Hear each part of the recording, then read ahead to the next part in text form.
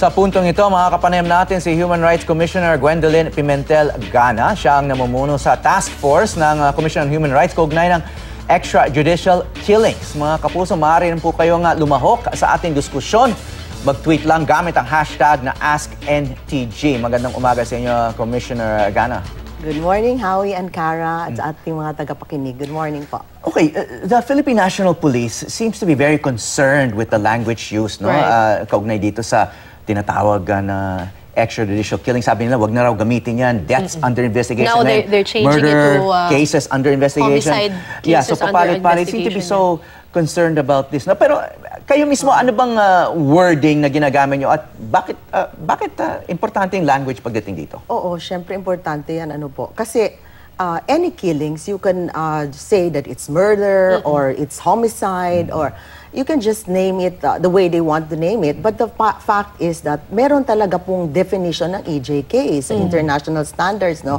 Alam naman natin na ang EJK are killings perpetrated by either state actors, individuals, or groups, no? And the state may capacity to what?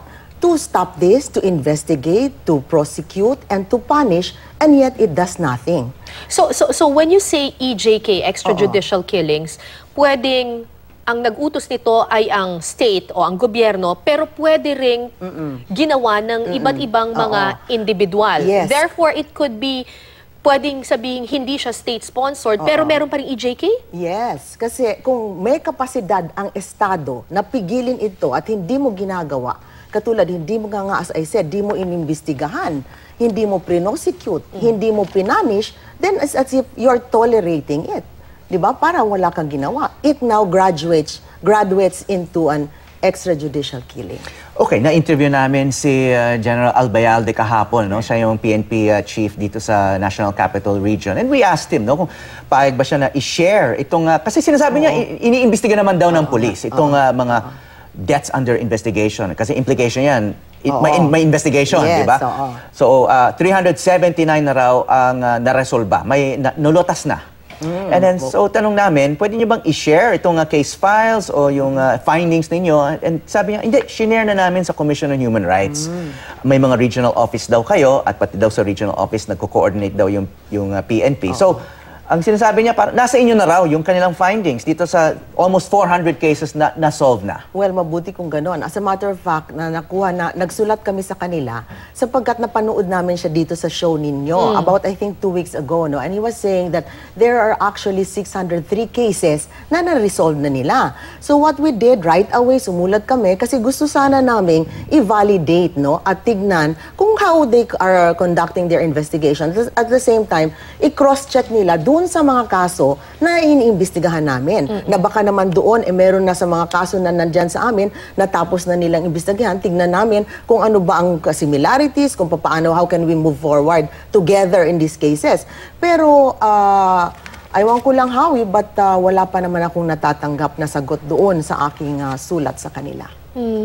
So as far as you know, you don't know if any of these cases have been solved. No? Kasi sabi niya sa NCR pa lang. Ang sabi niya 379. 379 NCR? Yes, NCR? out of over 1,000 murder cases Right. under investigation, over 1,000. Of course, ang pinag-uusapan minsan ay yung 7,000 nationwide. No? But sa NCR, inaamin niya na may over 1,000 at almost half of these have already been solved. But according that's good to news, if it's true. But shouldn't the commission also know about these cases that have been solved?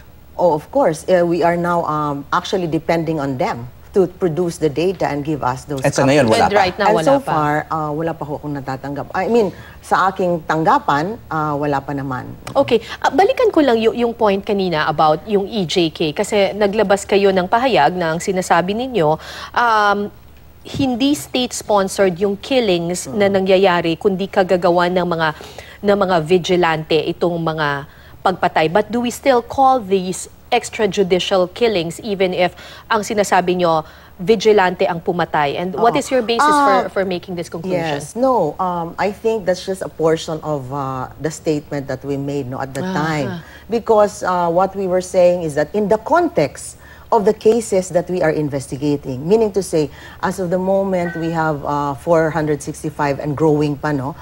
We are saying that perusal of the cases, kasi ang diferensya dun sa investigation na ginagawa namin is individually namin tinitignan ang kaso. We cannot just make sweeping statements. It is an individual investigation because you have to pin certain liabilities on people. Diba? So very meticulous ang investigasyon namin. And so far, when the question was asked, you already made a statement, a conclusion, I said, no, we did not make a finding on that yet because the investigation is still ongoing. Okay, so hindi totoo na sinabi ninyong blanket na all the killings that have been happening are not state-sponsored? No, there is no such conclusion as of the moment because you cannot make such a sweeping conclusion if you go on each and every individual case, di ba? You have to see a pattern there. You have to see a systematic pattern as sponsored by the state. And how can you do that if you do not go case by case? And that is what we are doing. Okay, yung salitang sponsored, no? What exactly does that mean? Because I noticed dun sa international media ngayon, particularly the New York Times, kanina na binasa ko yung article tungkol sa human rights situation sa atin. No? They use the words state-ordered, no? And citing the words of President Duterte calling on the killings of drug suspects, etc., and seemingly supportive of vigilantes and vigilante killings. In fact, he's saying that he himself would be a vigilante if he were not president. Would that be a more accurate word instead of sponsored, yung state-ordered, considering the language of the president when it comes to this? It is unfortunate, no, that we hear such words from him, no. But you know, when it comes to investigation of each cases, you have to show causality in his saying, and is it being received as an order by the security forces, and as it being done because of such order, alleged order, if they see it that way, or is it just a maybe sharing of thoughts from him? But of course, it's unfortunate that he is saying these things. Now, maybe in order to correct this, we would like to urge him to say categorically, stop it. You know, no, we should put a stop to these killings, and maybe ordering the police and say, hey, these are killings that must not be tolerated. So therefore, stop it. You know, do everything you can to stop it. I mean, when you say stop it, what is this? The police should maybe do more overt acts in trying to show more presence, and then using weapons that are less lethal, or their approach to crime solving or drug enforcement must be different this time, unlike before in the Tokhang. I mean, you know, a lot of things can be done, I mean, outwardly for people to believe that they are really serious in curbing the And have you ever extradition heard killings. him say, stop it? Well, in the same breath as we hear him say kill, he also goes and says, okay, follow the rule of law. Make sure that due process are observed, and that due process is observed, and that if you know, erring policemen are abusive, we will follow them to hell and persecute them. You know, these things. So it's like, where are we here? Yeah. Pero ang sinasabi kasi palagi ng kanyang mga spokespersons, ang sinasabi nila, parang wag nyo naman kailangan seryosohin palagi lahat ng sinasabi or sinasambit ng Pangulo. Sometimes baka ano lang siya, he's just airing his thoughts, or baka nagjo-joke lang siya. Parang dapat wala naman daw, hindi daw pwedeng sabing state-sponsored or he's encouraging killing because wala naman in black and white na order. It's just him talking. Alam mo, nakakatawa. Maraming tao kasi, di ba, pag nagjo-joke sila, parang straight face. Pero Poker presidente face. yun eh. Di ba, presidente, sometimes, hindi mo naman sabihin, ay, joke lang yan ni presidente, mahirap yon. So, as a president, I guess, he should be more circumspect in what he's saying, no? But what, katulad ng sinasabi mo, ang EJK kasi, it must be systematic, no?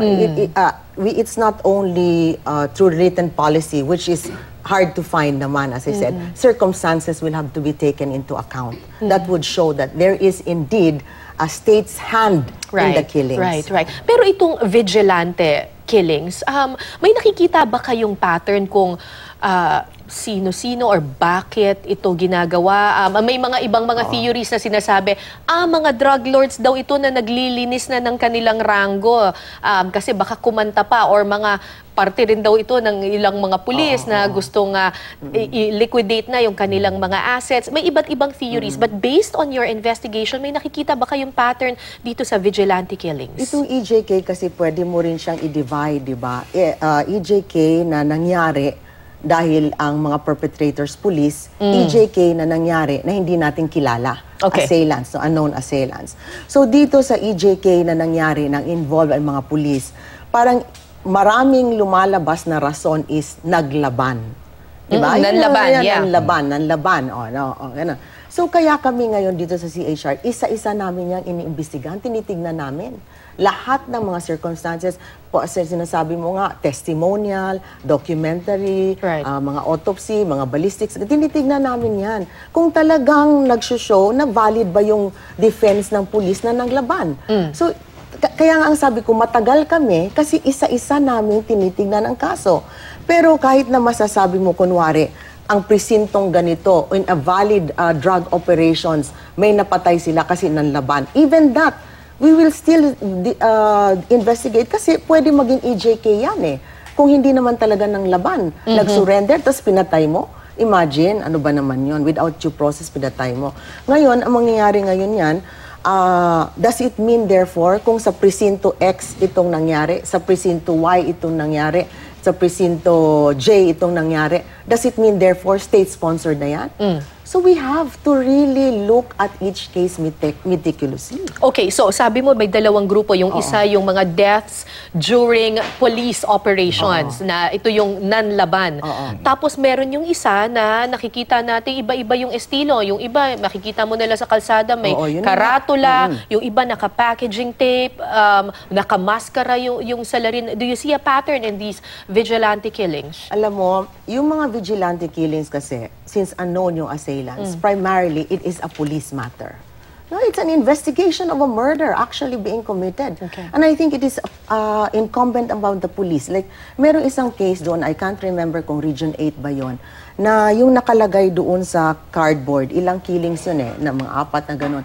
Pare-parehong salita. Right, Tapos may sa language nila na, I mean sa dialect nila na nakalagay doon na ayaw pag ano, something like that. No? So even that alone, the police should look into that. Even siguro yung handwriting ng mga, para malaman naman nila kung iisa lang ba yan, iisang grupo lang gumagawa. It is police work that should be exerted, especially on these mga unknown assailants. And your assessment of how the police is investigating these vigilante killings? That is why we're asking them for their report. Because we want to find out ano ba yung procedure ng pag-investiga nila, how deep was the investigation being conducted in each and every case.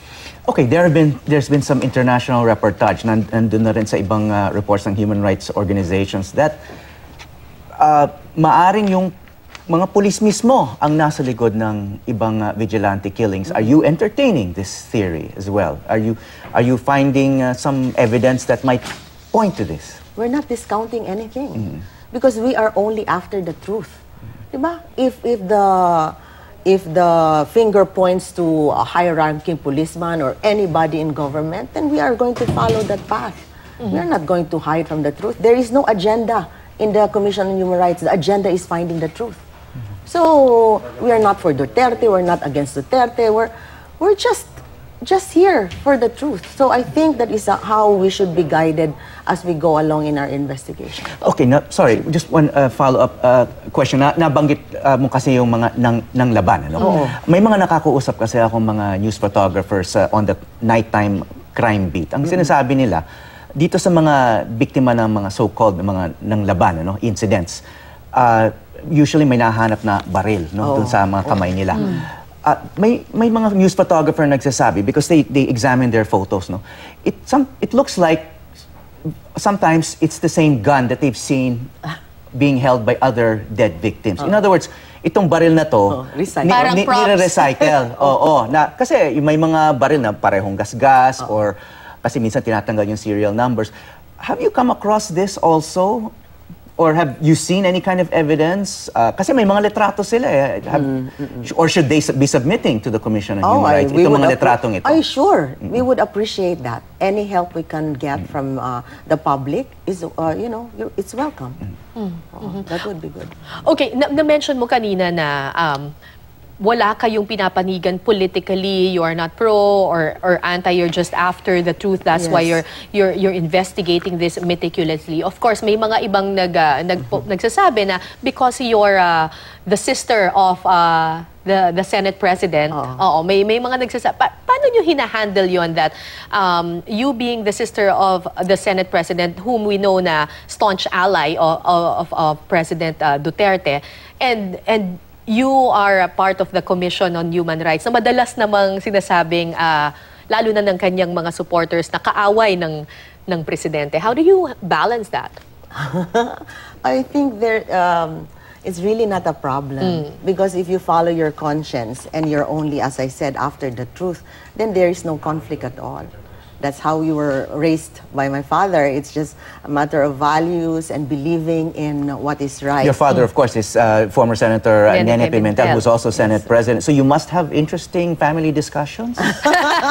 Yes, bordering on academic sometimes. Pero arguments, I mean, kasi yun na nga, human rights kayo, and then Senate President naman si Coco Pimentel, who's been defending the president's policies. Do you have that level of discussion with Coco Pimentel? But you know, Coco has never shown anything or said anything that's against human rights. He's always been defending human rights. So there's really no conflict. My brother now, has more than any, has shown leadership and conviction in believing and fighting for what is the truth. But has he ever denounced what is happening? Itong so-called EJ case, itong this spate of killings, no? Of course, he said, always investigate and find out the truth. And he even told me, basta gawin mo lang dapat mong gawin. I mean, my father is also, he never dictates on us. Just follow your conscience, do what is right. Because after all, he believed that maybe he has done enough already and trained us to think on our own. Okay. Yung issue ng death penalty, ano? Ay, nako, yan talaga ay tutol kami dyan sa reimposition of the death penalty. The CHR is really hell-bent on actually informing everybody, educating everybody, and lobbying to each and every legislator to fight the reimposition of the death penalty. And I suppose you're lobbying the senators as well, and your brother. Yes, okay. I'll be frank and say, yes, I am lobbying.